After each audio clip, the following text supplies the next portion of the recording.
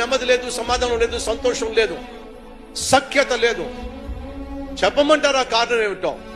ప్రధాన కారణం నువ్వు చేస్తున్న పాపమే, నువ్వు ఏర్పరచుకున్న అక్రమ సంబంధమే, నువ్వు కలిగి ఉన్నటువంటి అపవిత్రతే, నువ్వు సంపాదిస్తున్న అక్రమ సంపాదనే.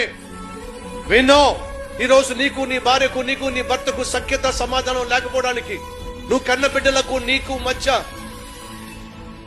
అనురాగము, ఆప్యాయత కరువైపోవడానికి, ప్రేమ అనురాగాలు లేకపోవడానికి ప్రధాన కారణం తెలుసా? నువ్వు చేసిన పాపం వల్లే నీ ఇంట్లో శాంతి కరువైంది, నీ ఇంట్లో సమాధానం కరువైంది. ఎప్పుడు చూసినా కొట్లాట్లు, ఎప్పుడు చూసినా మనస్పర్ధలు, ఎప్పుడు చూసినా అరుపులు, కేకలు, ఎప్పుడు చూసినా ఏదో ఒక గిల్లి కజ్జాలు. దీనంతటికీ కారణం తెలుసా? సర్వసాధారణంగా పాపం. భార్యలో ఉన్న పాపం కావచ్చు, భర్తలో ఉన్న పాపం కావచ్చు, కుటుంబంలో నెమ్మది లేకుండా చేస్తుంది.